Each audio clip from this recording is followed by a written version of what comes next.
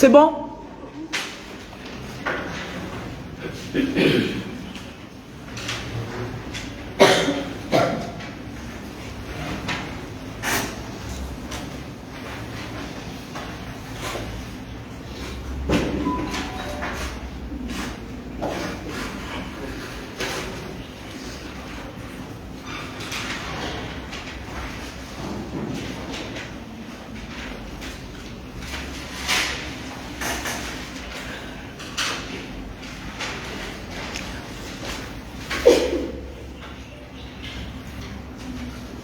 Alors que quelqu'un ramasse, s'il vous plaît.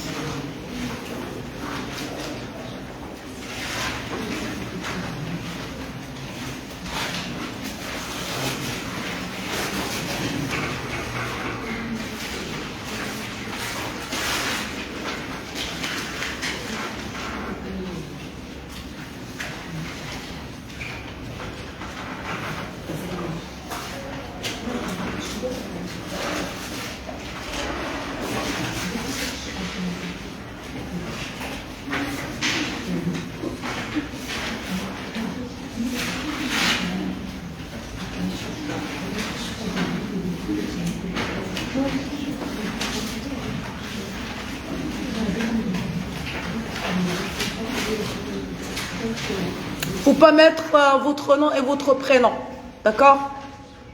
C'est un feedback anonyme.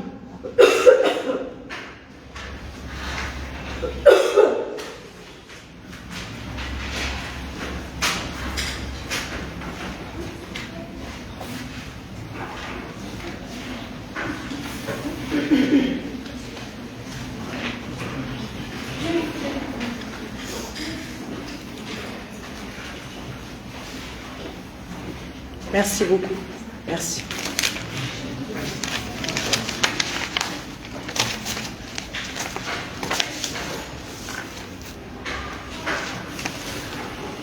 Alors, les questions sont, qu'est-ce que la communication thermique?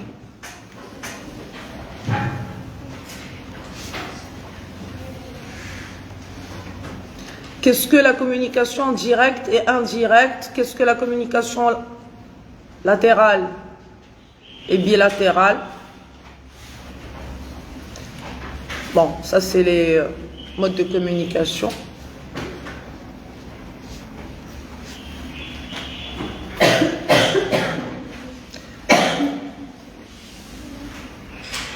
Quelles sont les stratégies pour mieux gestionner le trac, gérer le trac?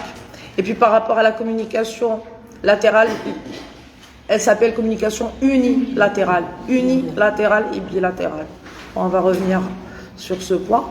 Quelle est la différence entre le plan linéaire et scénario? La connaissance de soi, c'est quoi? D'accord. Donc, mode de communication, gestion du trac.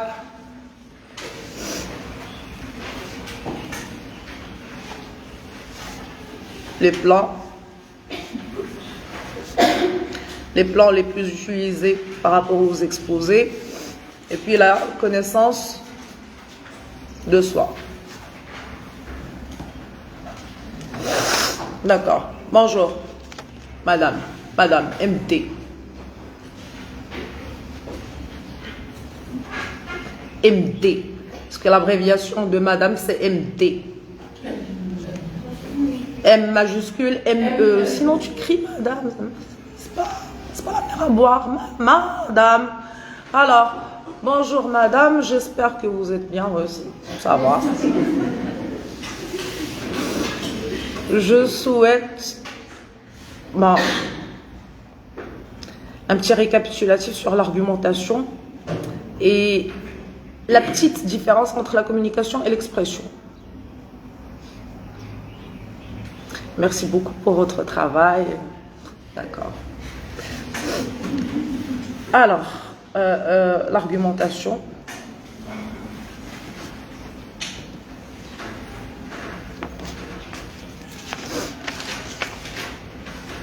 Les fenêtres de Jouhari.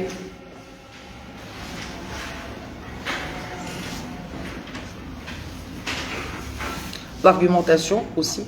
D'accord. L'argumentation, elle vous pose un problème. Les types d'argumentation, puis la connaissance de soi, d'accord.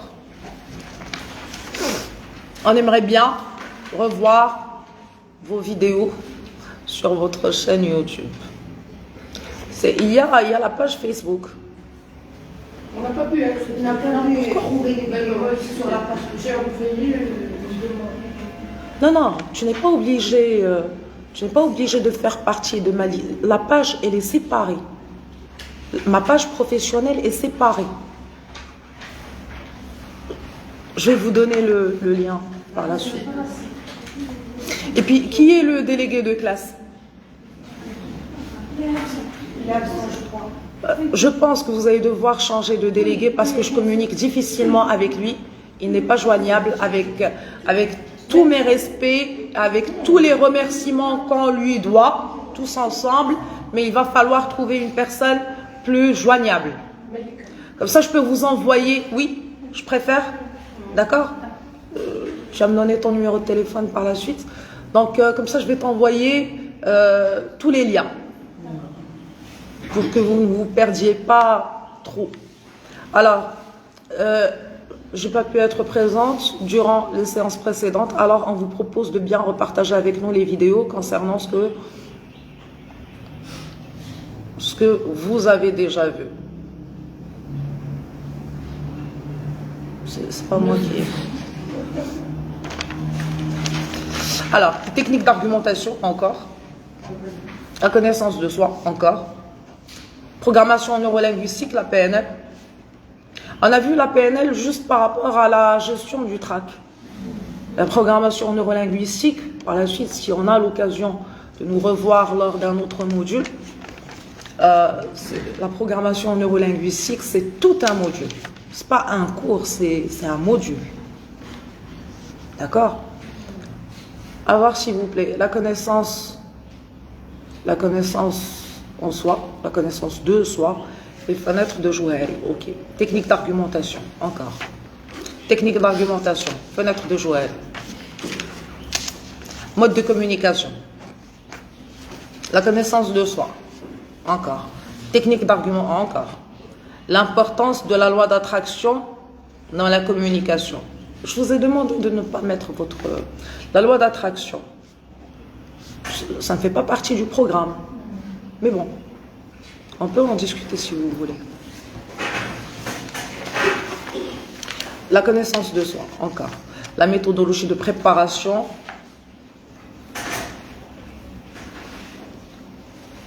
Est-ce qu'on peut fermer soit la fenêtre, soit la porte? Parce qu'il y a un courant d'air.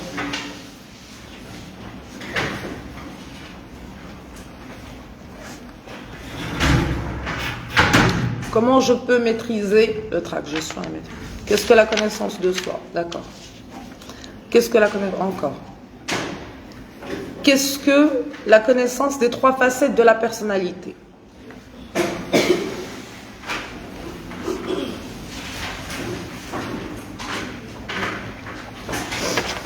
Connaissance de soi, mode de communication. Est-ce que vous pouvez nous donner une idée pour l'examen? Tu veux pas que je te donne l'examen tout court? Ça, on en termine avec cette histoire. Sans le type d'argumentation, comment gérer le TRAC et parler, se présenter sans hésitation devant les autres. La méthode effective pour dépasser le problème. Est-ce que l'examen sera comme question-réponse, réponse S, ou comme sujet? Et si ça sera sujet? Et si c'est un sujet, est-ce qu'il va concerner le cours ou la culture générale? Bon, à ton avis, pourquoi tu assistes au cours? Si on a envie de vérifier lors de l'examen ta culture générale, pourquoi on va te demander d'assister à un cours? Hein, pourquoi on va recruter des enseignants? Pourquoi tu vas te déplacer, ils vont se déplacer? Pourquoi on va ouvrir des universités à la base? Alors, proposition.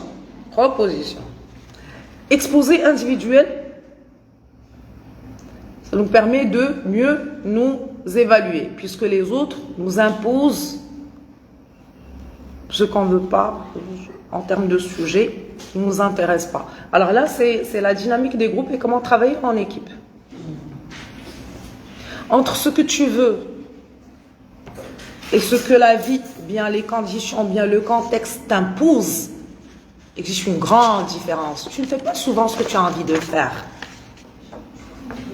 Hein? Le jour où tu vas commencer à travailler, tu vas faire partie d'une équipe. Tu vas devoir travailler avec ton équipe.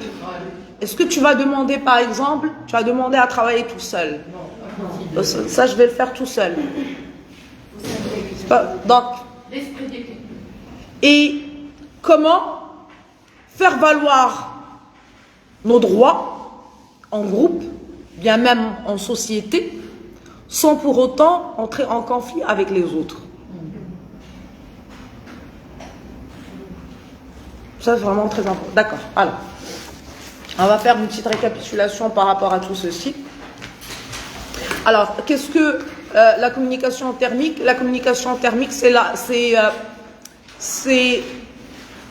communication qui est faite, ou bien la communication qui se fait à travers notre corps. C'est ton corps qui communique. C'est le corps qui communique. Et généralement, le corps communique. Les yeux, bien le regard, est un outil de communication. On peut communiquer à travers le regard.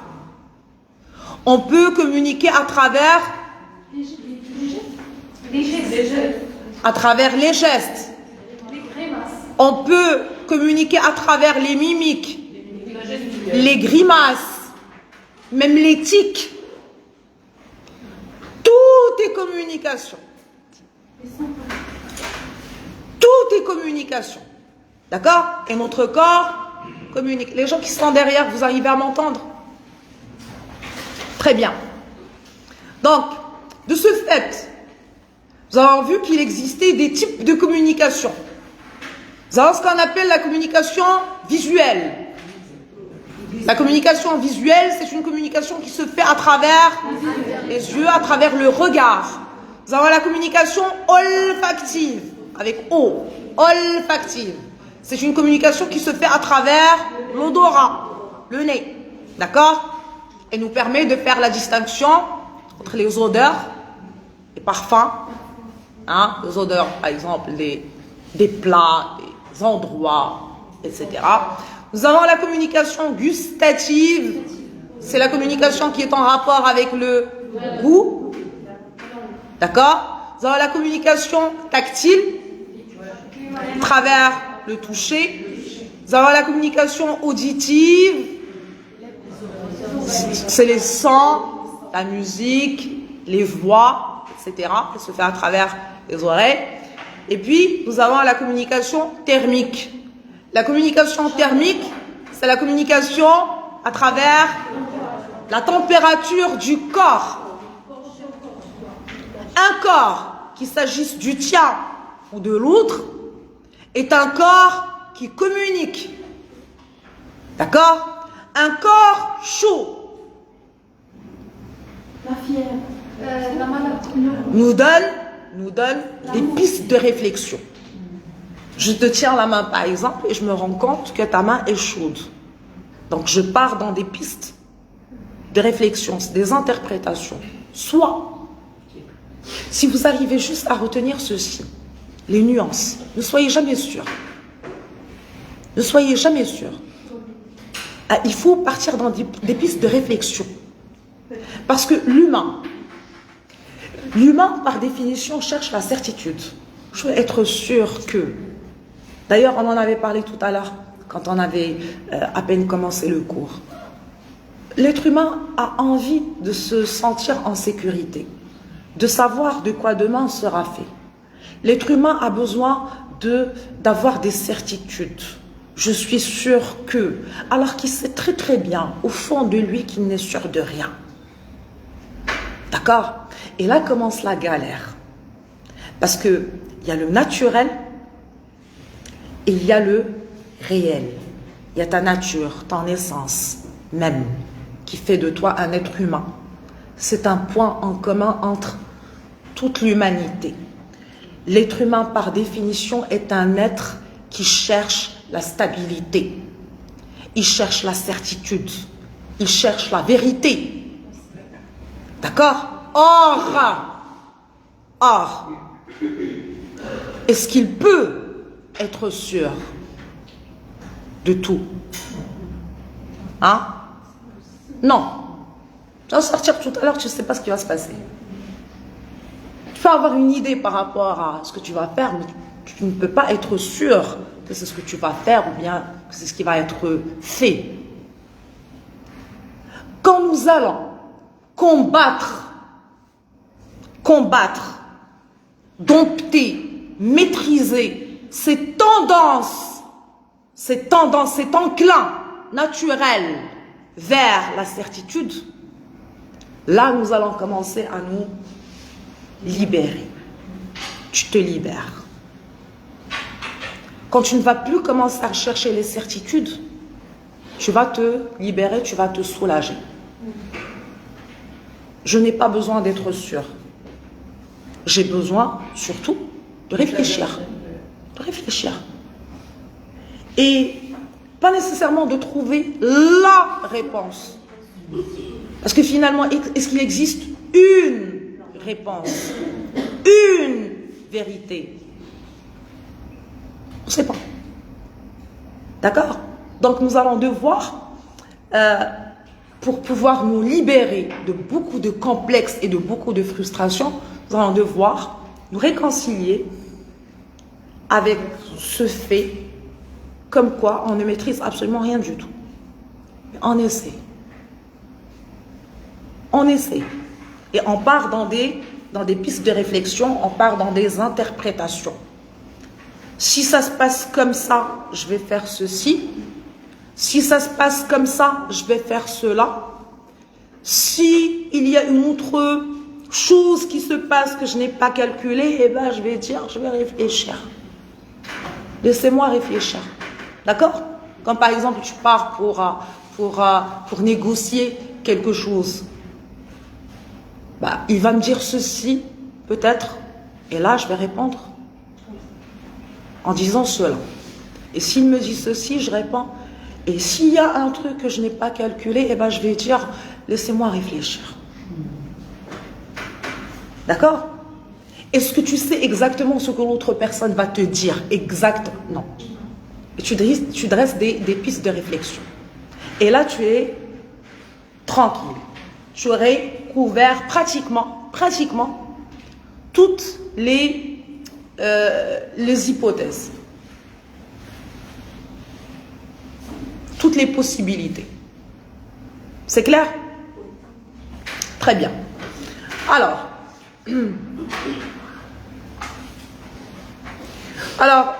la communication thermique, comme je le disais tout à l'heure, c'est la communication du corps. Donc, quand je vais toucher un corps, bien quand je vais toucher la main de quelqu'un et que je vais me rendre compte que c'est une main chaude, je vais dresser des pistes de réflexion. Alors, il se peut,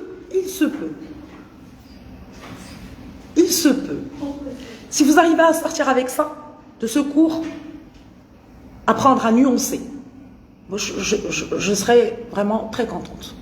Il faut apprendre à nuancer.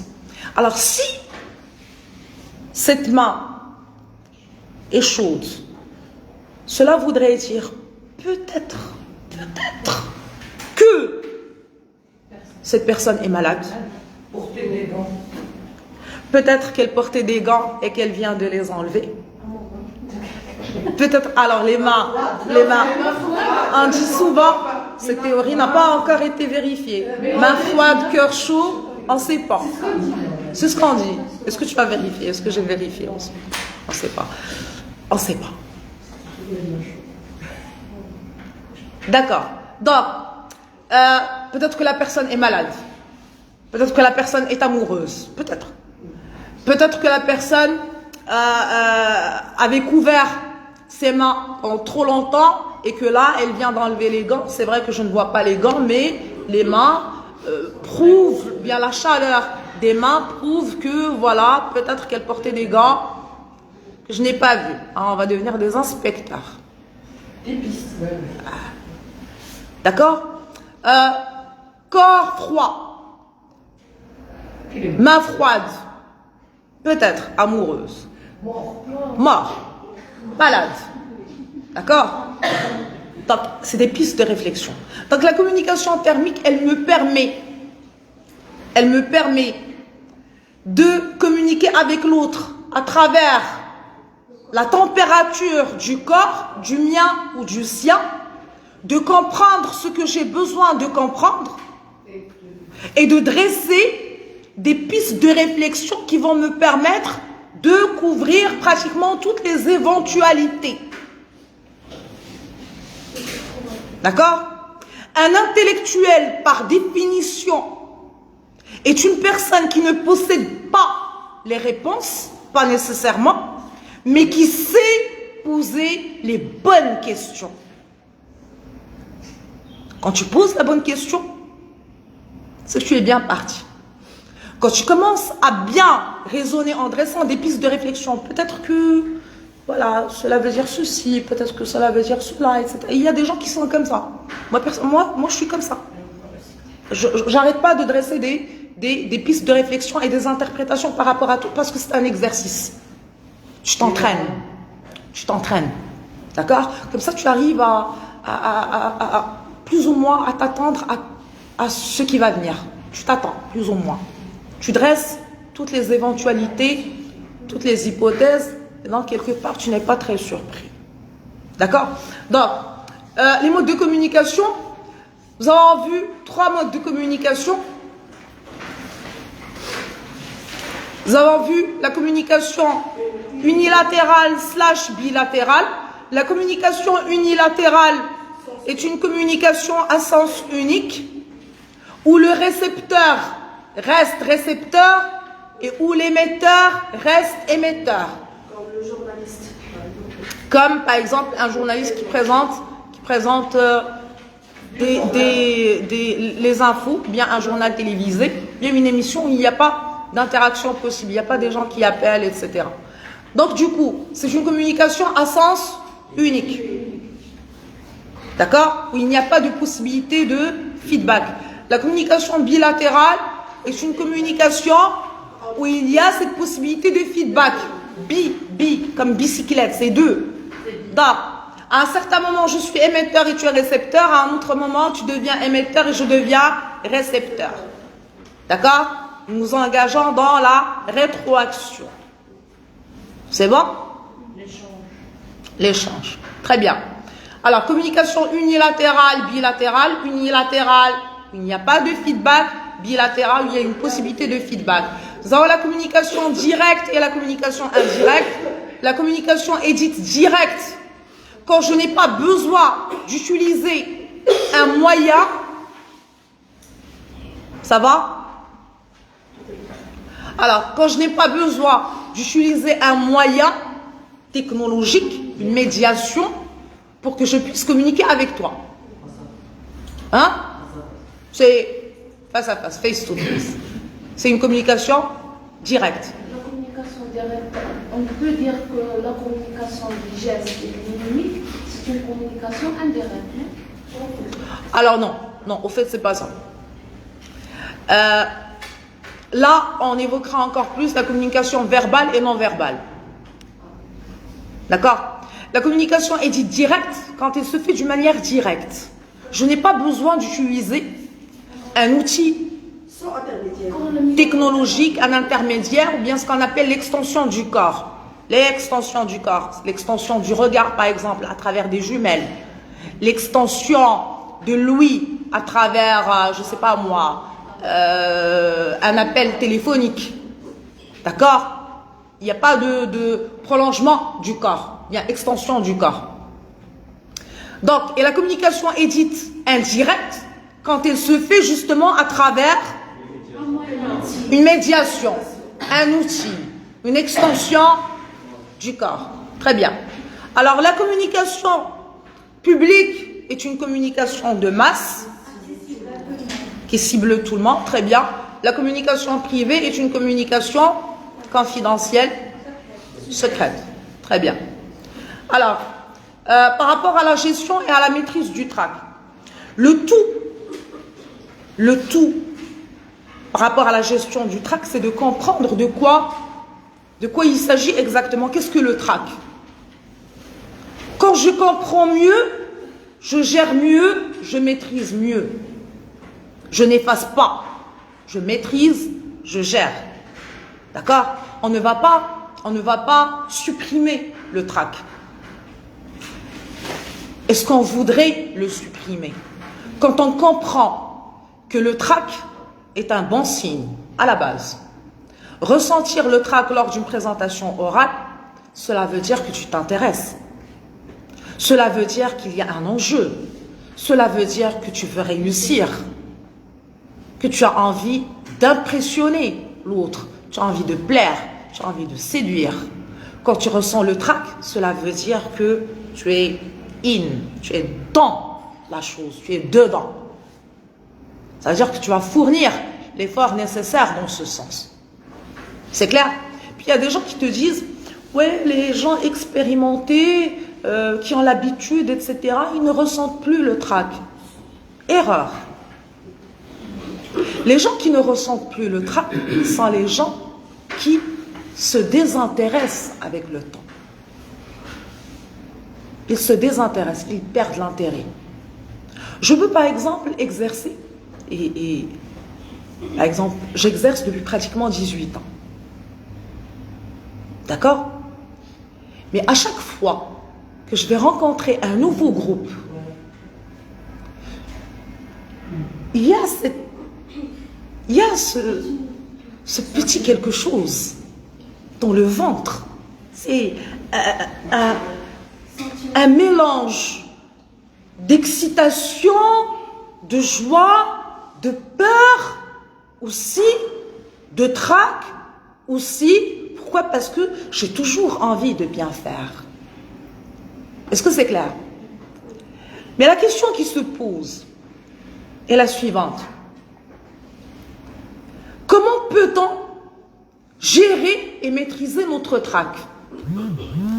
Parce qu'on peut considérer que le trac est un bon signe, mais le tout, bien le plus important, c'est que ce trac ne se voit pas.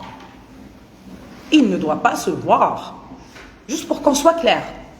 Parce que nous avons beau l'air d'être, bien de paraître être civilisés, polis, gentils, etc. Au fond de chacun de nous sommeille un petit monstre. C'est le côté animal. D'accord? Quand tu as par exemple affaire à une personne qui tremble devant toi, tu peux être très gentil, tu es une personne très pacifique. Tu vas te moquer un petit peu de lui. Pourquoi tu trembles? C'est moi, je te fais cet effet, tu as peur de moi. Ah là là, peut-être que je vais pouvoir en profiter, ne serait-ce que pour me moquer de toi. Est-ce que c'est clair? Un exposant, par exemple, qui ressent le trac, on peut lui dire, ouais, bravo, hein, c'est bien de ressentir le trac, ça veut dire que tu t'intéresses. D'accord? Mais est-ce que le fait qu'il commence à trembler en présentant son exposé, est-ce que c'est une bonne chose? Est-ce qu'il va être respecté par son public? Non. C'est même la pitié, il ne faut pas la chercher. D'accord? Il ne faut pas paraître pitoyable, faible, déconcentré. Ce que tu ressens, tu le ressens à l'intérieur de toi. Il ne doit pas se voir. Parce que s'il se voit, tu vas te faire bouffer. Tu vas te faire bouffer, tout cru. Peu importe combien les gens sont sympathiques, sont pacifiques, etc. C'est clair? Mais ils sont capables de piétiner ta fierté, ta dignité, ne serait-ce qu'à travers un petit regard moqueur, un petit sourire narquois. Et on n'a pas envie de voir ça. Et on n'a pas envie de vivre ce genre d'expérience. C'est clair? C'est la raison pour laquelle il faut gérer et il faut maîtriser. Je maîtrise comment? Je maîtrise en m'entraînant. Quand je m'entraîne, j'arrive à savoir combien de temps il me faut pour me ressaisir. C'est tout l'intérêt de l'entraînement. C'est de savoir, moi, combien il me faut de temps pour que je puisse me ressaisir. Parce qu'on ne peut pas ressentir le trac pendant 2 heures, ni pendant 1 heure. D'accord? Le trac a une durée limitée. Le trac est une réaction naturelle du corps. Quand tu commences à présenter ton exposé ou bien une activité orale, quand tu te sens exposé au regard de l'autre, tu as peur. Automatiquement. Quand tu as peur, l'adrénaline est sécrétée dans ton corps. Ton corps, qu'est-ce qu'il comprend? Ton corps comprend que tu es en situation de danger. Donc, qu'est-ce qu'il fait? L'accélération de votre corps. Alors, il met en place tout un dispositif pour que tu puisses soit attaquer le danger, soit t'enfuir. C'est clair? Ça veut dire que c'est ton corps qui réagit par rapport à la sécrétion de l'adrénaline. Nous avons l'accélération au niveau des battements du cœur. Hein? Donc, du coup, élévation du taux des globules rouges, élévation du taux de sucre, de la tension. Nous avons des contractions musculaires et ou viscérales. Hein? D'accord? Et toi, tu exposes tout simplement. Tu ne comprends pas pourquoi ton corps réagit de cette façon. Quand tu comprends que ton corps réagit de cette façon, parce que tu as sécrété de l'adrénaline, bien, cette peur que tu as ressentie sur le plan moral a fait en sorte qu'il y ait l'adrénaline qui a été sécrétée. Et donc, du coup, tout ceci est normal. Il lui faut du temps pour se ressaisir, pour savoir que voilà, il n'y a pas de... Tu ne vas pas te faire bouffer par un lion. Tu ne vas pas mourir. Donc le corps, il va comprendre. Il lui faut combien de temps pour comprendre? Il te faut combien de temps pour faire comprendre à ton corps que tu ne vas pas mourir, que tu n'as pas besoin de te battre, que tu n'as pas besoin de t'enfuir? C'est là où l'entraînement est important. Tu arrives à calculer ton temps à toi. Quand j'arrive à savoir que, par exemple, il me faut 5 minutes. Bon, je l'ai fait aujourd'hui, demain, après-demain, je me suis entraînée. Bien, je me suis entraînée au fil des années. Puis j'ai compris que, moi, il me faut 5 minutes pour reprendre mes esprits. C'est un fait. Il me faut 5 minutes. Lors de ces 5 minutes, qu'est-ce que je vais faire? Qu'est-ce que je ne vais pas faire? Ce que je ne vais pas faire, c'est tenir une feuille. Quand ta main tremble et que tu tiens une feuille, ta main peut trembler, c'est à peine visible, mais quand tu prends une feuille, c'est très visible. Quand tu as cette idée d'écrire au tableau avec une main qui tremble, tu vas écrire comment? Donc, lors de ces 5 minutes qu'il me faut, je ne dois pas écrire et je ne dois pas tenir de feuille. D'accord. Et donc, je vais faire quoi?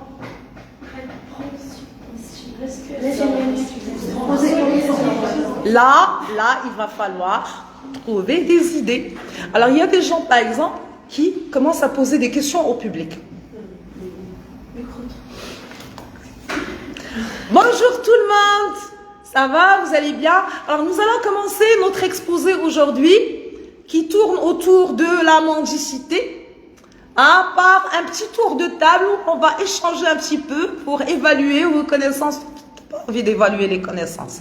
Tu as juste envie de gagner du temps. D'accord? On commence par madame. Au fur et à mesure que madame prend la parole et qu'elle devient, elle, victime du trac. D'accord? Moi, je suis tranquille, elle parle. Il parle. J'ai le temps, je prends mon temps pour regarder tout le monde, pour faire face à tout le monde, pour même évaluer les compétences de tout le monde et savoir que ça va. J'ai pas affaire à des... Hein? D'accord? Parce qu'on a l'impression, quand on a peur de quelqu'un, voilà, que cette personne est mieux que moi. Et au fur et à mesure que j'évite le regard d'une personne qui me fait peur, et elle ne me fait pas peur parce qu'elle fait peur, parce que moi je me fais des idées par rapport à cette personne. Je commence à lui donner des dimensions qu'elle n'a peut-être pas. Et personne n'a ces dimensions au fait. Parce que nous sommes tous des êtres humains, avec nos qualités, nos défauts, nos peurs, nos axes d'amélioration, nos complexes, etc. Donc tout le monde a ses failles. Mais quand j'ai peur, par exemple, de toi, toi tu es en train de me regarder, tu es au fond de la salle, tu me regardes, comme ça. Tu ne parles pas. Je commence à me faire des idées par rapport à toi. Bah, peut-être que c'est un Einstein.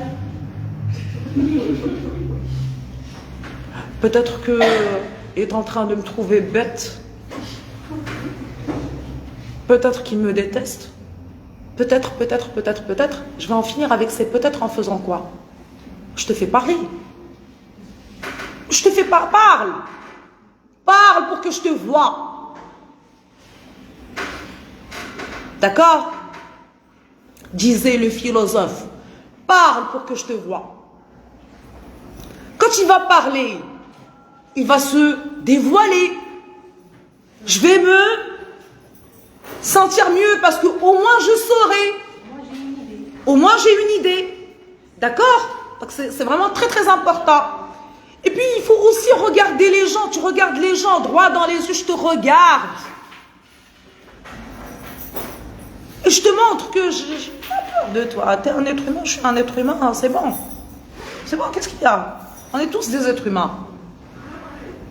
Donc personne n'est mieux que personne. Mais la compétence réelle, à mon sens, est cette capacité de rebondir. Tu rebondis. C'est pas grave si tu tombes. Tu dois rebondir. C'est pas grave que les gens se moquent de toi, bien qu'ils cherchent à te ridiculiser, qu'ils cherchent à te mettre des bâtons dans les roues. Le plus important, c'est de pouvoir rebondir. Tu reviens encore, et encore, et encore, et encore. À un certain moment, même la vie, elle en a marre, elle te dit, je te laisse tranquille. Réussi, c'est bon. Je suis fatiguée de toi. Tu n'abandonnes jamais. Bon, on rigole, mais c'est un petit peu comme ça. D'accord? Il faut toujours revenir à la charge. Voyez un petit peu tous les gens qui ont fait des choses extraordinaires, qui ont réalisé des exploits. Est-ce qu'ils ont réussi du premier coup? Non. Mais le tout, c'est de persévérer. J'ai envie d'améliorer mes compétences quant à une présentation orale. J'ai envie de gérer mon trac. J'ai envie de travailler sur ma prise de parole en public. Pour moi, c'est très important. Je veux pouvoir parler aux gens tranquillement, sans complexe, etc. Eh bien, tu t'entraînes. On va se moquer de toi à un certain moment. Par la suite, ça va être moins, encore moins, et encore moins. Et à un certain moment, L'essentiel, c'est de faire face à cette peur de l'échec. C'est ça qui est le plus important. Faire face à cette peur de l'échec. Et se dire que même si j'échoue, je ne vais pas en mourir. C'est pas grave, je vais reprendre. Autrement, ailleurs, je vais reprendre. C'est vraiment très très important. Donc, alors par rapport à la gestion et la maîtrise du trac, c'est un travail psychologique. Tu dois travailler sur ta psychologie. Tu dois te battre contre tes propres démons. D'accord? Personne n'apprécie le fait que les gens se moquent de lui. Mais quand tu dresses un objectif qui va au-delà de cet instant T, au-delà de ces personnes, tu regardes ailleurs, tu regardes loin, tu te projettes dans le temps, tu considères ceci comme étant un exercice qui va te permettre de te préparer pour un jour J qui est vraiment très important, mais ceci n'est pas important. Rigolez autant que vous voulez, moi je me prépare. C'est clair? C'est la raison pour laquelle, normalement, il faut commencer à prendre la parole en public dès notre jeune âge. À travers les activités scolaires, en faisant du théâtre. D'accord? Parce que les gens, ils se moquent pas trop, tu es petit, donc limite, ils sont pas très méchants. Et au fur et à mesure que tu avances dans l'âge, tu commences à perfectionner tes atouts communicationnels. Or, tout le monde n'a pas pu bénéficier de ceci. Et il n'est jamais trop tard pour bien faire. Jamais trop tard pour bien faire. Bien pour faire, tout simplement ce que tu as envie de faire.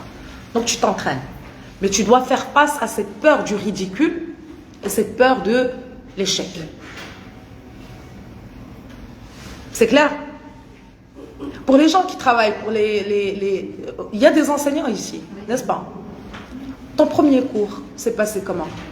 Avec tes élèves? Il y avait du trac, bien sûr. Oui? Il y avait du trac. Et après, on s'est adapté. Et là, par exemple, quand tu vas présenter ton exposé tout à l'heure, je vais avoir du trac, c'est sûr. tu vas ressentir le trac. Pourquoi? Est-ce que c'est parce que c'est par manque d'expérience? Non, c'est pour la première fois. Pour la première fois devant ces gens? Devant ces gens, oui. Très bien. Ça veut dire qu'on n'est jamais entraîné assez pour ne pas ressentir le trac. Mais on sera entraîné assez pour pouvoir surmonter le trac en sachant combien de temps il va nous falloir pour le dépasser. Et dresser nos techniques, nos propres techniques pour pouvoir gagner du temps. C'est clair? Oui. Vous avez compris? C'est bon? Alors, ça c'est par rapport à la gestion du trac et quelles sont les techniques. Il y a quelqu'un qui t'a demandé tout à l'heure. Alors, les plans des exposés. Alors, nous avons beaucoup de plans d'exposés, mais les plans les plus utilisés sont les suivants. Nous avons le plan linéaire. Linéaire, c'est un plan passe-partout. C'est le plan normal. D'ailleurs, il y a une introduction et une conclusion par rapport à tous les plans. Mais le plan linéaire est un plan qui se compose d'un grand 1 avec un petit 1, un petit 2, un petit 3, un grand 2, petit 1, petit 2, petit 3, grand 3, petit 1. D'accord? Ça, c'est le plan linéaire, classique. Il va pour tous les types d'exposés, qu'il s'agisse d'un exposé scientifique, littéraire, biographique, autobiographique, historique, médical, peu importe. C'est un plan passe-partout. Nous avons par la suite ce qu'on appelle le plan scénario. C'est un plan qui est basé sur la chronologie. C'est-à-dire que je vais présenter un exposé, par exemple, par rapport à la pandémie du coronavirus. Et je vais dresser des axes chronologiques dans le temps. D'accord? De l'année telle et telle à l'année telle et telle, voici ce qui s'est passé à travers un petit 1, un petit 2 et un petit 3. Par exemple, grand 1, apparition du coronavirus. Je vais mettre les dates. 2, A. Avec un petit 1, un petit 2 et un petit 3. Grand 2.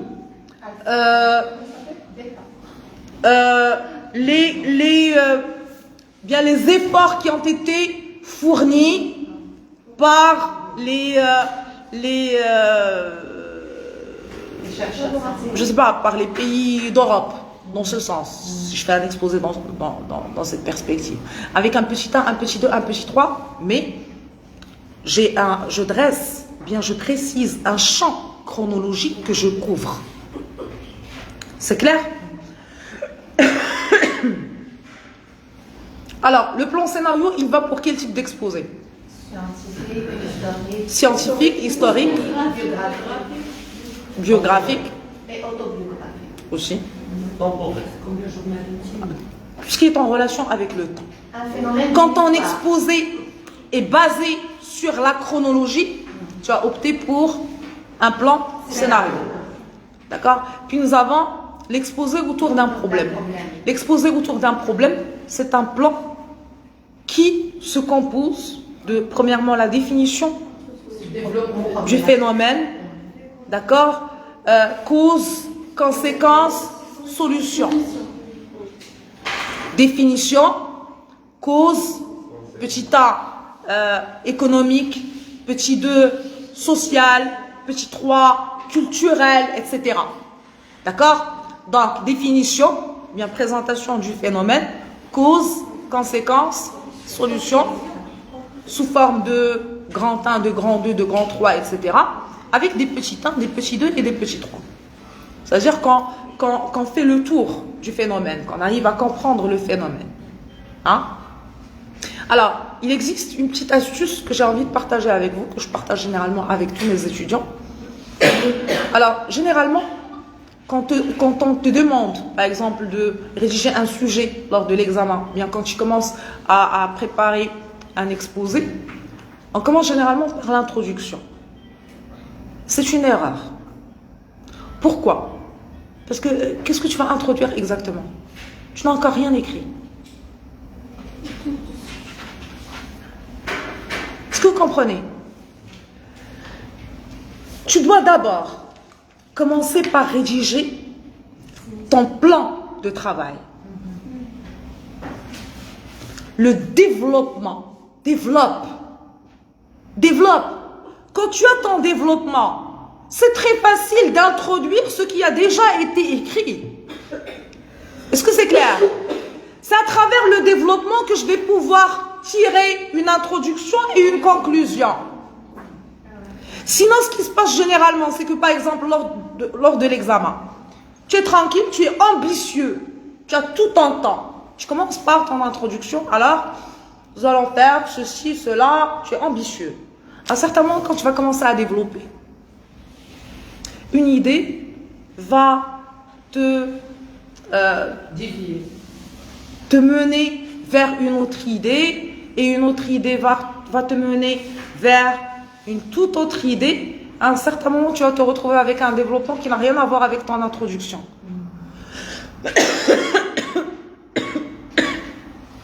Excusez-moi. Vous avez compris? Et des fois, on n'a pas le temps de réécrire l'introduction.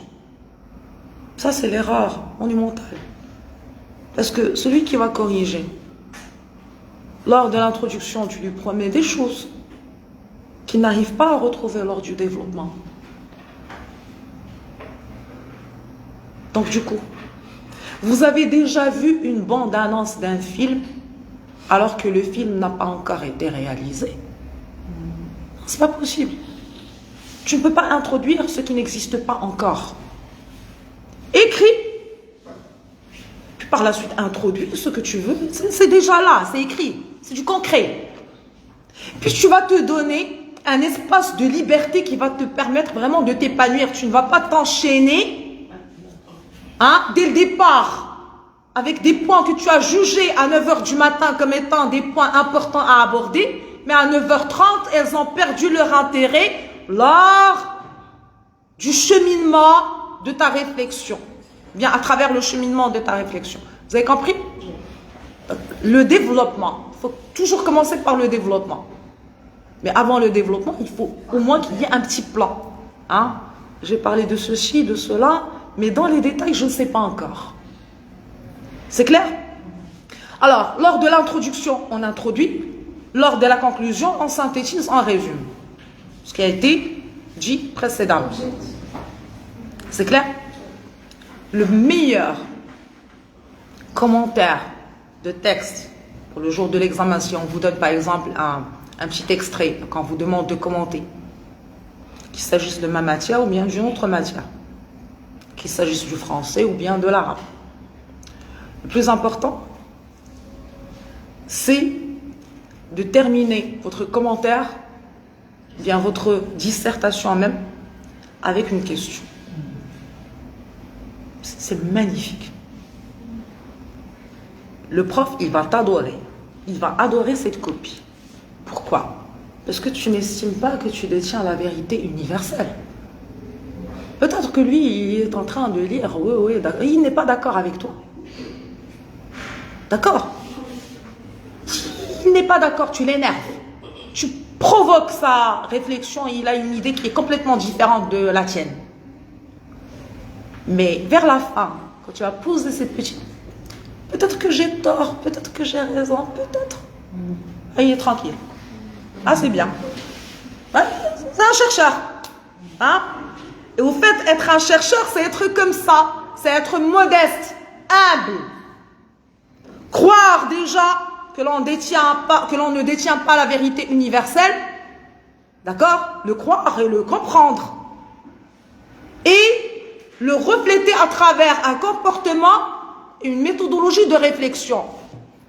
Il y a des gens qui ont dressé, qui ont travaillé sur des thèses de doctorat. C'est la thèse, et vers la fin, ils dressent des questions. Je ne sais pas. Rukn le Mufti. Allahu a'lam. D'accord? Tu réfléchis, tu fais un effort. Mais tu ne tranches pas. Ne tranche jamais. Tu es un intellectuel, tu es un chercheur. Chercheur. Tu n'es pas un trouveur. Tu es un chercheur. Est-ce que c'est clair? Oui. Ton travail, c'est de chercher. Ton travail, c'est de réfléchir. Ton travail, ce n'est pas de trouver les réponses. Bien la réponse. C'est encore pire. Parce que existe-t-il vraiment une réponse? Alors, la connaissance de soi. Alors, au fait, nous allons alléger un petit peu le programme. Je vais vous donner tout à l'heure quels sont les cours sur lesquels vous allez devoir vous concentrer par rapport à l'examen, parce que je sais qu'il y a d'autres matières que vous allez devoir préparer et tout. C'est très gentil de ne pas me le dire, parce qu'il ne faut jamais dire ceci à quelqu'un. Dire, madame, nous avons d'autres matières et nous avons d'autres... D'accord? Alors, toutefois, il faut expliquer. Au moins, ça va vous servir à quelque chose, justement par rapport à l'argumentation. D'accord? L'argumentation, vous ne l'aurez pas le jour de l'examen. Alors, mais vous devez savoir de quoi il s'agit exactement. N'est-ce pas? Alors, qu'est-ce que l'argumentation? Argumenter, cela veut dire convaincre, persuader. Très bien. Comment argumenter? Comment argumenter? J'argumente en fonction de la situation. J'argumente en fonction de la personne que j'ai devant moi. J'argumente en fonction de mon public. Pour que je puisse argumenter, il va falloir déjà que je me connaisse. La connaissance de soi va me permettre de mieux communiquer avec l'autre. Et mieux communiquer avec l'autre, cela veut dire que je peux le persuader, que je peux le convaincre. D'accord? Alors, qu'est-ce que la connaissance de soi?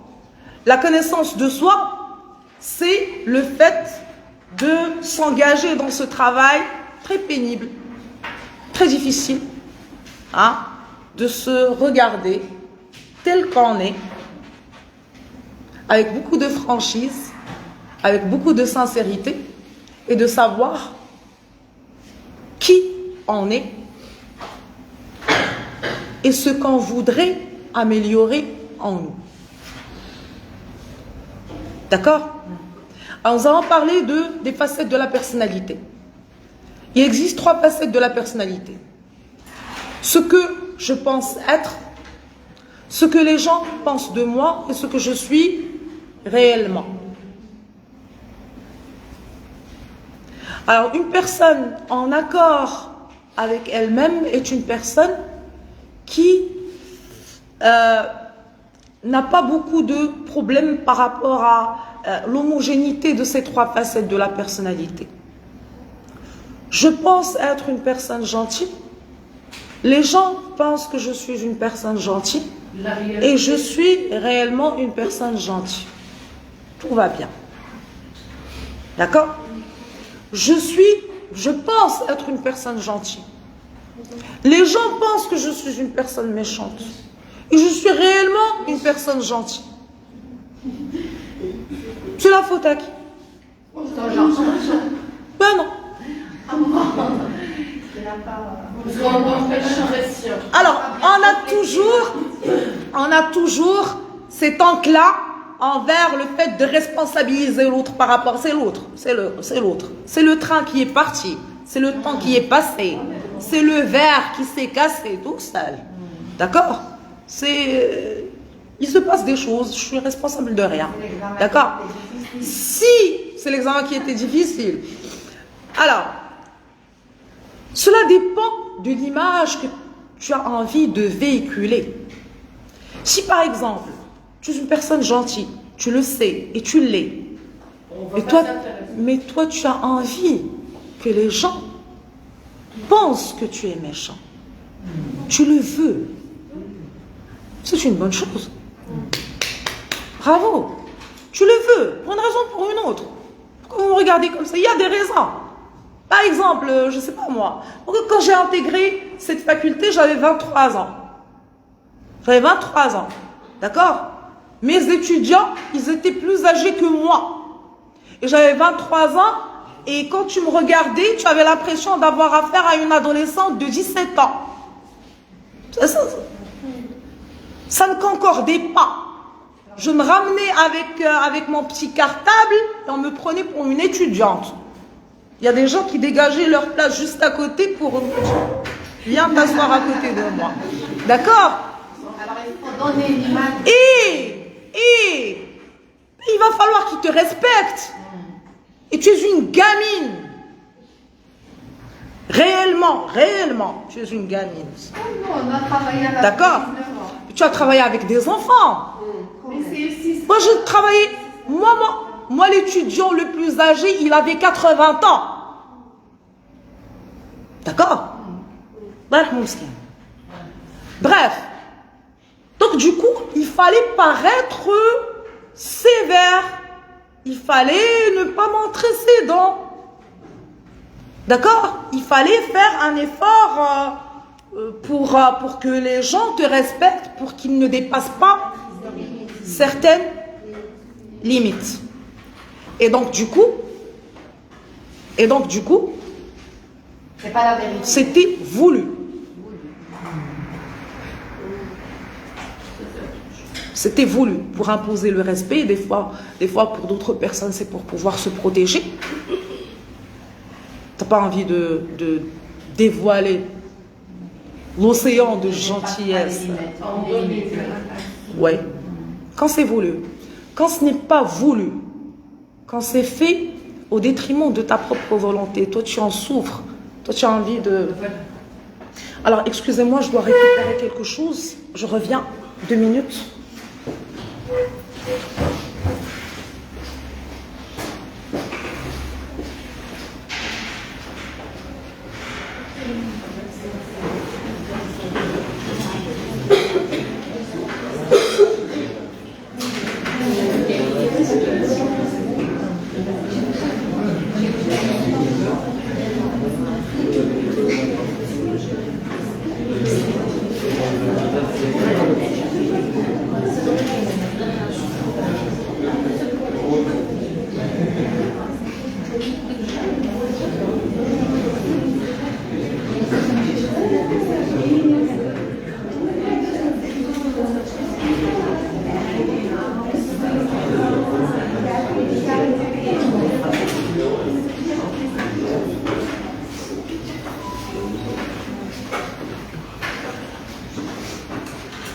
Donc, excusez-moi, il fallait signer quelque chose. Donc, du coup, qu'est-ce que je disais? Ah oui, les facettes de la personnalité. Alors, si toi, tu n'as pas envie que les gens pensent que tu es méchante et qu'ils le pensent malgré toi, c'est de la faute à qui? Mais non, c'est ta faute à toi.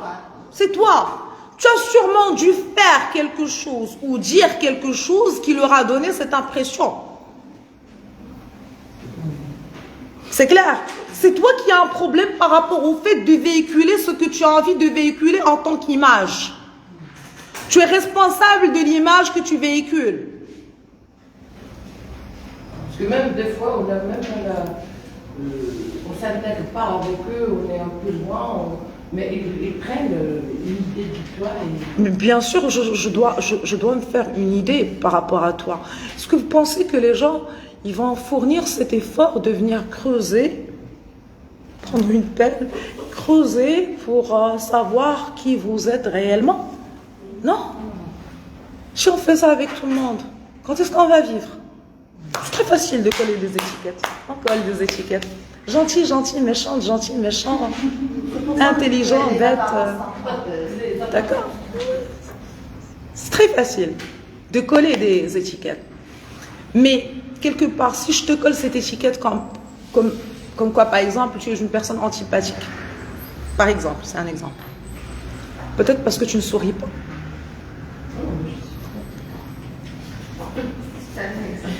C'est un exemple. D'accord. Peut-être que tu ne souris pas assez. Les gens qui sont souriants, c'est les gens qui sourient, qui sont appréciés par tout le monde. Parce qu'ils sourient. Ils peuvent être très très méchants. Ils sourient. Ils sourient, ils sont gentils. Avec des compliments et tout, ils ont un très bon relationnel avec les gens. Ils donnent l'impression qu'ils sont. Oui, ça marche. Ça marche. D'accord? Il faut sourire. Ça, bonjour, ça va? Tu travailles sur ton relationnel, c'est comme ça que ça marche. C'est ce qu'on va faire. On va pas refaire le monde. Bref, alors, et puis les gens qui s'intéressent assez à toi pour vouloir vraiment, vraiment, vraiment te connaître, ils finissent par te connaître. Alors, ben oui. Alors, ce que je pense être, ce que les gens pensent de moi, ce que je suis réellement, c'est l'image de soi. D'accord? Puis nous avons les fenêtres de Jouhari. Les fenêtres de Jouhari, qu'est-ce que ça nous apprend? Ça nous apprend que il existe des choses à propos de moi que je connais, que l'autre connaît aussi. Il existe des choses à propos de moi que je connais, que l'autre ne connaît pas. Il existe des choses à propos de moi que je ne connais pas, que l'autre connaît. Et puis, là c'est ma préférée, c'est la zone inconnue.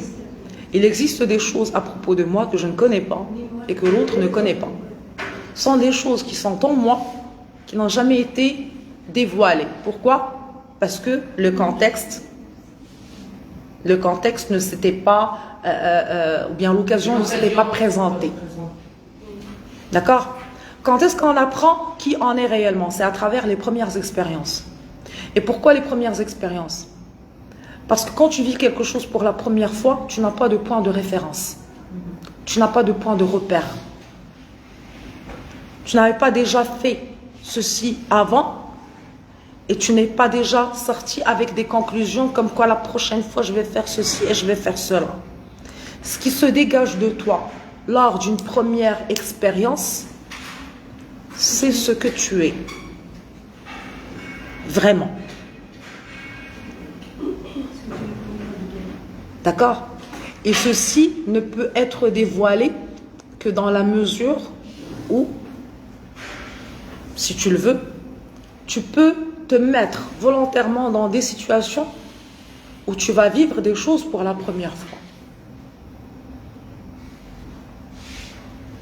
Je me mets volontairement dans des situations nouvelles.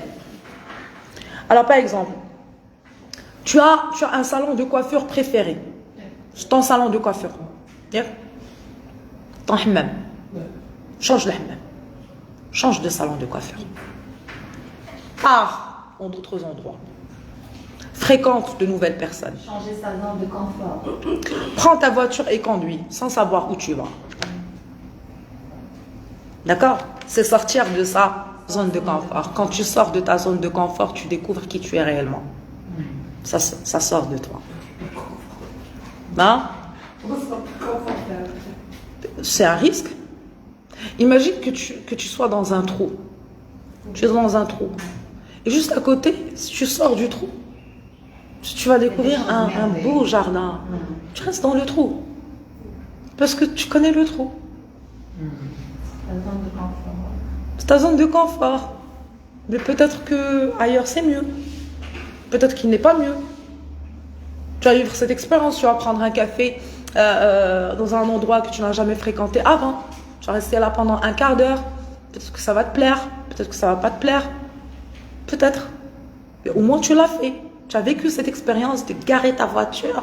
Je ne sais pas s'il y a un endroit où tu peux stationner. Parce qu'on a tellement envie de savoir en sortant de chez nous ce qui va se passer exactement. Je veux savoir. Je veux savoir que là, je vais pouvoir trouver un stationnement. D'accord? Il y a le concierge qui va avec ma voiture. D'accord? Que je vais avoir affaire à ce serveur, pas quelqu'un d'autre. Quand on va me servir ce café, dans cette tasse, pas le verre, la tasse. D'accord? Puis il y a des gens qui... Tu me sers un café dans un verre, dans une tasse, dans une marmite, je m'en fous. C'est du café. Je peux m'asseoir sur un trottoir, dans une voiture. Le plus important, c'est la compagnie. D'accord? Donc, il faut sortir de sa zone de confort pour pouvoir se découvrir. D'accord? Donc, alors, passer de la personnalité, zone de confort, fenêtre de Jouhari. Quoi d'autre? Alors, pour en venir à l'argumentation. Alors, pour que je puisse convaincre l'autre, il va falloir le connaître. Pour que je puisse le connaître, il va falloir que je me connaisse. Quand je vais me connaître, je vais mieux connaître l'autre. Quand je vais faire face à mes angoisses, je vais comprendre le fait que l'autre a aussi des angoisses. Quand je vais faire face à mes inquiétudes, je vais comprendre que même l'autre, il a des inquiétudes. Quand je vais faire face à mes peurs, je vais comprendre que l'autre aussi a ses peurs. Quand je vais faire face à ma fragilité, ma faiblesse, mes complexes, etc., je vais comprendre que les gens aussi, ils galèrent. Donner des excuses. Je vais devenir plus souple. Donc, par exemple, quand je vais avoir affaire à une personne qui a l'air d'être stressée, je vais me dire, c'est pas nécessairement contre moi, parce que déjà, elle ne me connaît pas. D'accord? Peut-être qu'elle a des problèmes, peut-être. Donc, je ne vais pas m'engager dans une communication un petit peu brutale, violente envers elle. Je vais me montrer plus souriante. Est-ce que ça va? Ne t'inquiète pas, je t'accepte tel que tu es. Peut-être que tu as des problèmes, je t'en veux pas. Donc, j'arrive à calmer un petit peu ces angoisses. Et puis, il faut développer aussi son sens de l'observation. Quand je te regarde, je dois arriver à savoir si tu as bien dormi, si tu n'as pas bien dormi, tu es de quelle humeur, pour que je puisse réussir mon acte de communication avec toi, parce que j'ai envie de te convaincre de quelque chose. J'ai envie de te vendre quelque chose. J'ai envie de te vendre une idée. J'ai envie de te vendre un projet. J'ai envie de te vendre une vérité. J'ai envie de te vendre une vérité. D'accord? J'ai envie de te vendre une cause. Moi, on dit vendre. Des fois, ça choque. Sauf que c'est ça. Je vends. J'essaie d'influencer. De t'influencer dans ce sens. Et tout acte de communication est un acte d'influence. Tout acte de communication est un acte d'influence. On communique pour influencer. Bonjour. Je ne vous ai pas vu depuis tout à l'heure. Alors, c'est bon?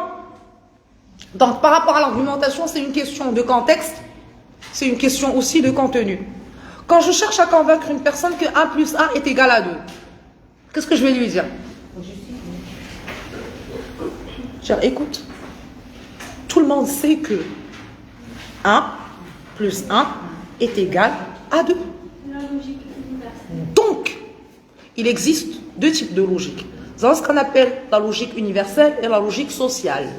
La logique sociale peut rejoindre la logique universelle. La logique universelle peut rejoindre la logique sociale. Et des fois, elles divergent. Hein? C'est clair? Je n'ai pas envie de donner des exemples choquants, mais nous avons des logiques sociales qui peuvent choquer d'autres personnes. Par exemple, je ne sais pas pourquoi vous demandez tout le temps. Alors, par exemple, cette histoire de Serwell. Oui. Oui, la tradition. Que c'est une logique sociale. Ça n'existe plus. Ça n'existe plus. Le certificat qu'on fait chez le médecin, ça n'existe plus. Ça ne fait pas partie des... Bon, alors.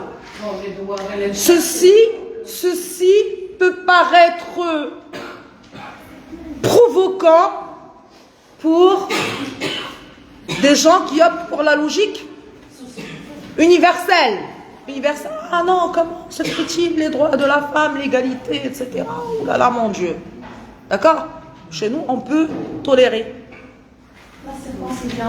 La circoncision. Des filles. Donc, et partout, dans chaque pays, il existe des us et des coutumes qui sont un petit peu provocants, inacceptables pour des gens qui s'affilient à cette logique universelle. D'accord? Donc déjà, je dois savoir à qui j'ai affaire exactement. D'accord? Je ne vais pas venir pour te dire, bah écoute, il est clair que l'émancipation féminine, bien que l'éducation sexuelle doit s'apprendre aux écoles. Et toi, tu viens d'un autre délire. Tu viens d'un autre monde. Est-ce que tu vas adhérer à cette logique? Non, parce que nous n'avons pas la même logique. Est-ce que c'est clair? Est-ce que vous avez compris? Donc du coup, nous avons ce qu'on appelle la logique sociale et nous avons ce qu'on appelle la logique universelle. Et déjà, il va falloir savoir à qui j'ai affaire. Pour pouvoir utiliser ou bien me baser dans mon argumentation sur la logique sociale, il va falloir que je sois sûr déjà qu'on partage la même logique. Pour que je puisse te dire, bah, il est évident qu'une fille qui veut se marier doit être vierge. Que tu me dis, ah oui, c'est vrai, nous partageons la même logique. Mais si je te dis ça alors que nous ne partageons pas la même logique, tu vas me dire, mais qu'est-ce que c'est que cette logique de... Moi, j'ai envie de te convaincre, donc ça ne va pas marcher. D'accord? On n'est pas là pour évaluer qui a raison et qui n'a pas raison. Je donne juste des exemples. Il faut vérifier, pour utiliser ce qu'on appelle l'effet de logique, il faut juste vérifier que nous partageons la même logique. D'accord? Alors, deuxième situation, ça c'est ce qu'on appelle l'effet de logique. Deuxième situation, quand je cherche à convaincre une personne par une chose qui n'est pas très logique, il y a un petit peu de logique là-dedans. Elle n'est pas vraiment très logique. Ça, c'est le côté commercial. J'ai envie de te vendre un tapis. D'accord? Mais mon tapis, tu peux le trouver ailleurs. J'ai envie que tu achètes le mien. Je te dis, si tu le trouves ailleurs, tu me l'apportes. D'accord. Là, on va utiliser encore plus l'effet de tactique. C'est clair, c'est logique que je veuille vendre mon tapis. Je le sais, tu le sais aussi en tant que client. Tu sais que je veux te vendre ce tapis. Et je sais, et tu sais que ce tapis, tu vas pouvoir le trouver ailleurs. Alors, l'effet de tactique, qu'est-ce que je vais pouvoir faire pour te convaincre d'acheter mon tapis à moi? Les vendeurs, qu'est-ce qu'ils font? Écoutez, madame, ce tapis, si vous arrivez à le trouver ailleurs, le même, avec cette qualité, eh ben, je te rembourse. C'est de la marketing. C'est du marketing. C'est du marketing. Alors, je vais me baser sur l'effet de tactique, c'est les promesses. Là, je vais promettre, je vais jurer, je vais faire appel à ma bonne réputation, écoutez madame, allez demander à tout le monde, est-ce que j'ai déjà arnaqué quelqu'un? Comme quoi tu vas partir, toi, avec ton calepin, partir faire une enquête pour connaître la réputation de Mohamed. Est-ce que Mohamed a une bonne réputation dans le souk? Oui, non? Il sait que tu ne vas pas le faire. Tu sais que tu ne vas pas le faire. C'est du bluff. D'accord? Bien, si vous arrivez un jour à trouver le même tapis avec le même prix, rendez-le-moi. Tu te vois en train de ramener un tapis qui pèse 1 tonne, tu le ramènes après 3 mois pour lui dire « j'ai trouvé mieux ». C'est pas possible. C'est du bluff. Faire appel à sa bonne foi, faire appel à sa bonne réputation, jurer, promettre, etc. Ça, c'est l'effet de tactique. Et puis, nous avons le 3e effet. À un certain moment, tu te trouves obligé de convaincre quelqu'un par une chose qui n'est pas du tout logique. Du tout logique. Par exemple, Les adolescents avec les parents. je cherche à te convaincre que moi, en étant au rez-de-chaussée, proche de la porte, je n'ai pas envie d'ouvrir la porte et je dois te convaincre, toi qui es au 3e, de descendre pour ouvrir la porte.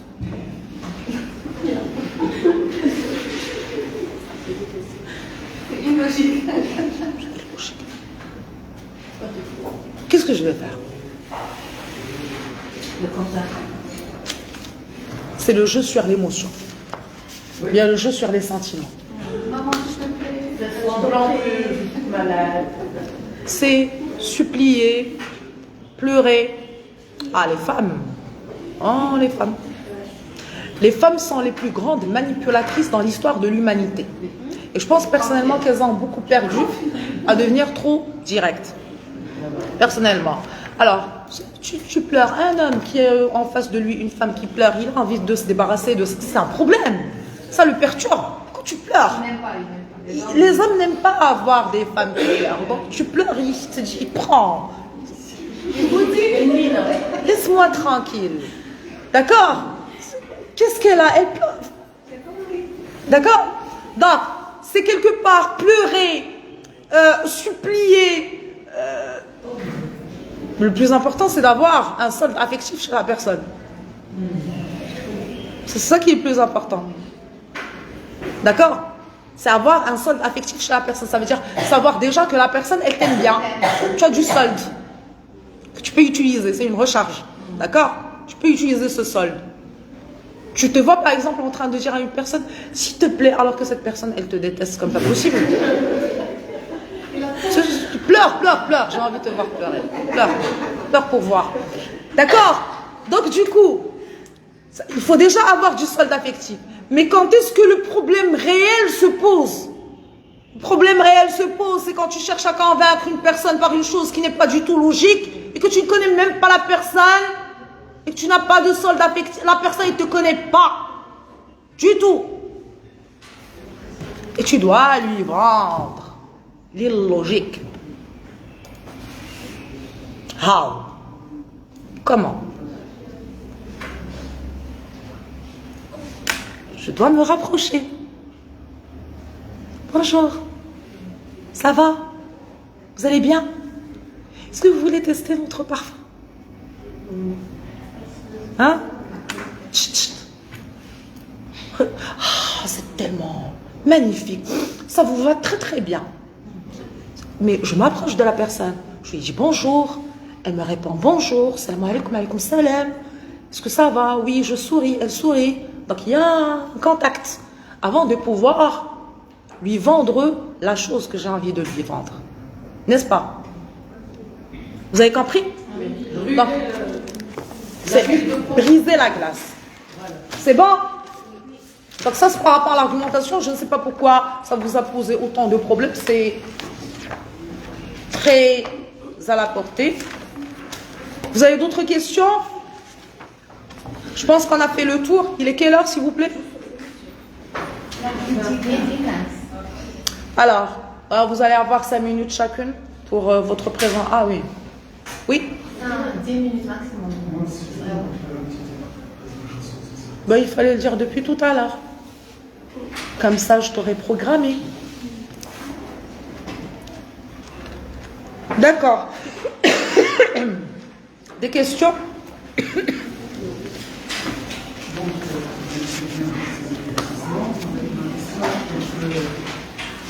Lors de l'examen, est-ce qu'on est censé répondre directement aux questions ou bien faire des dissertations? Par exemple, lorsqu'on parle des mots de communication, est-ce qu'on est censé répondre directement ou bien pour chacune des questions, faire une dissertation? Alors, tu me poses des questions par rapport à l'examen. Je n'ai pas encore déposé l'examen, je ne sais pas.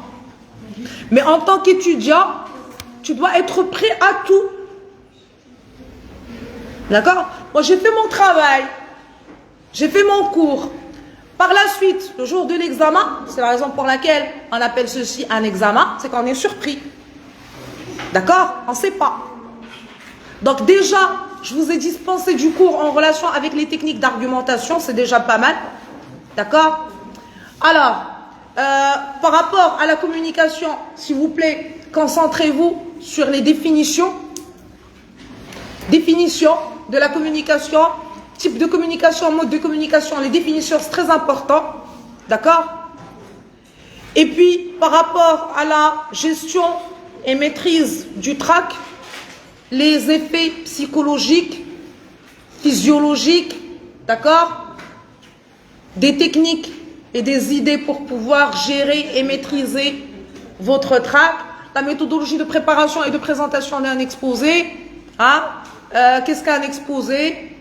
Pourquoi on expose? Quel est le but de l'exposé? D'accord? Quels sont les enjeux d'un exposé? Là, on va aborder, par exemple, le trac. Et puis, quelles sont les étapes pour préparer un exposé, les étapes à franchir pour pouvoir préparer un exposé? Et quelles sont les étapes à franchir pour pouvoir bien présenter un exposé? Pardon, madame, d'abord, on m'a demandé, elle n'a pas compris la programmation neurolinguistique. La programmation neurolinguistique, on l'avait abordée juste par rapport à la gestion et à la maîtrise du trac. D'accord? C'est l'une des techniques que l'on peut utiliser pour calmer un petit peu l'affolement. Hein, parce qu'il y a des gens qui se sentent vraiment très mal à l'aise quand ils commencent à sentir que leur cœur bat trop vite. Ils paniquent encore plus. D'accord? Donc on peut travailler sur ceci. Il y a une petite phrase déjà. La programmation neurolinguistique est basée sur un exercice commun. C'est un exercice commun. C'est le fait de s'allonger dans un endroit calme, d'accord, un petit peu obscur, de se sentir vraiment à l'aise, et d'essayer d'intégrer cette phase transitoire qui existe entre l'éveil et le sommeil. C'est quand tu commences à décoller. Et là, quand tu commences à décoller, tu dois avoir déjà, ça veut dire au préalable, préparer une petite consigne que tu vas te répéter en intégrant cette phase transitoire entre l'éveil et le sommeil. Par exemple, mon cœur bat, calme et fort. Et au fur et à mesure que tu vas répéter cette phrase et que tu vas t'endormir en répétant cette phrase, ce soir, demain, après-demain, etc., le jour où tu vas sentir vraiment lors d'une présentation orale que ton cœur commence à battre trop vite et que ça commence à te déranger, tu n'as qu'à te rappeler de cette phrase sur laquelle tu t'es déjà entraîné avant pour que ton cœur commence à battre d'une manière calme et normale. D'accord? Ceci peut aller aussi pour toutes les mauvaises habitudes dont on voudrait nous débarrasser. Oui. J'ai une question. C'est quoi la relation entre la loi d'attraction et la communication? C'est la communication avec l'univers. La loi d'attraction, elle part du principe selon lequel tu attires ce qui t'arrive. Ce qui, à mon sens, n'est pas tout à fait faux. Et ça existe aussi par rapport dans la religion, ça existe. Il faut insister pour avoir ce qu'on veut. C'est juste que par rapport à la loi d'attraction, il te dit voilà, il faut insister. Et nous, on insiste en disant mon Dieu, s'il vous plaît. D'accord? C'est un petit peu la même chose. Et ceci nous mène vers cette réflexion que je me suis, dans laquelle je me suis toujours lancée et que j'ai souvent partagée avec mes étudiants. C'est pourquoi nous avons des choses vraiment très intéressantes, très intéressantes. Par exemple, cette histoire de demander à Dieu et d'insister, Inna Allah yuhibbul abd al-milhah, etc. Et puis ils viennent en 1970, par exemple, pour nous faire part de la création d'une nouvelle théorie, d'une nouvelle discipline qui s'appelle la programmation neurolinguistique. Mais nous, on l'a déjà. On l'a déjà.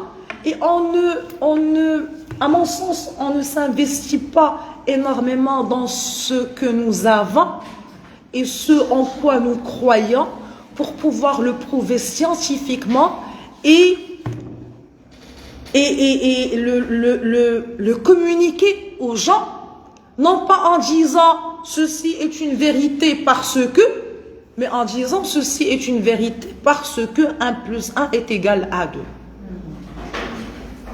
Comme ce qu'ils ont fait lorsqu'ils ont pensé avoir trouvé cette histoire de programmation neurolinguistique.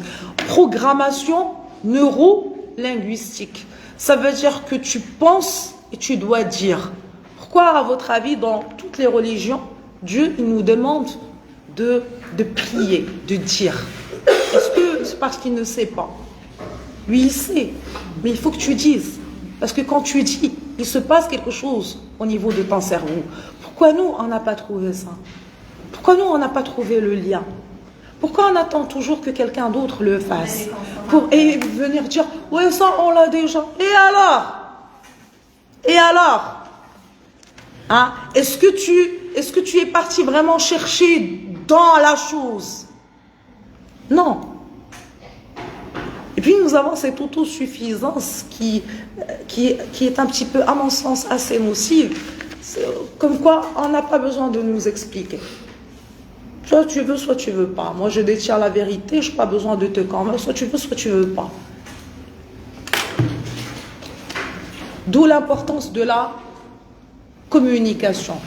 La communication va nous permettre, en tant que civilisation, en tant que peuple, en tant que société, en tant que pays, elle va nous permettre de mieux nous positionner par la pensée, par les réalisations, par les exploits, par les réussites, par les croyances. À travers il faut communiquer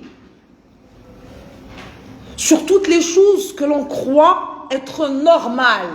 Il faut communiquer sur la chose parce qu'il y a des gens qui regardent et il faut qu'on leur prouve certaines choses parce qu'aux dernières nouvelles, nous vivons dans un monde et il va falloir s'imposer. D'accord? Oui? Est-ce que la note d'examen sera sur 20 ou 21 sur 15?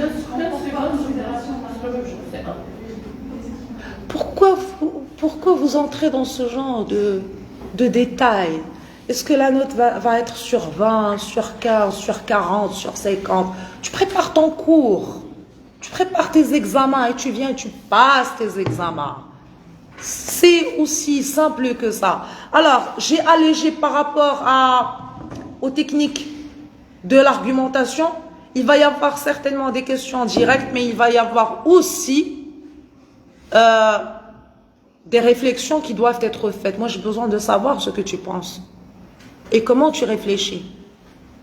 Donc, si je te pose une question, ça va être dans le sens de oui, voilà, ceci et cela, qu'est-ce que tu en penses? Je veux savoir ce que tu penses. Donc, du coup, tu dois penser. Donc, il n'y a pas de possibilité de fraude dans ce sens parce que tu dois réfléchir. Parce que je vais savoir que c'est toi. C'est bon? Alors, nous avons 3 exposants, 5 minutes chaque. On y va? Oui? J'ai déjà fait l'exposé avec les cours et à moi, mais j'ai un problème, j'ai pas le code, c'est un peu. Je te donne juste le nom. Mais maintenant, je prends le code de l'université. Est-ce que je peux... Oui, à travers la responsable du groupe. D'accord? Est-ce que tout le monde m'a remis ses exposés? Tout le monde. C'est la séance finale. Donc, je vous laisse avec vos camarades. S'il vous plaît, la différence entre l'expression et la communication. Oui. Alors, la différence entre l'expression et la communication. Tu peux t'exprimer. Mais quand est-ce que ton expression va être considérée comme étant une communication? C'est quand déjà ton but serait d'influencer, et c'est clair, vu la définition que l'on a vue, ou bien de manipuler, et là, hein, c'est pas très clair, ça dépend de toi. Et quels sont les outils que tu vas pouvoir utiliser pour arriver justement à passer de l'expression à la communication? Tu communiques quand l'acte communicatif réussit. Quand ça réussit, quand l'influence réussit, quand la manipulation réussit, on dira que tu es passé de l'expression à la communication. C'est bon? Donc, merci beaucoup et je vous laisse avec vos camarades.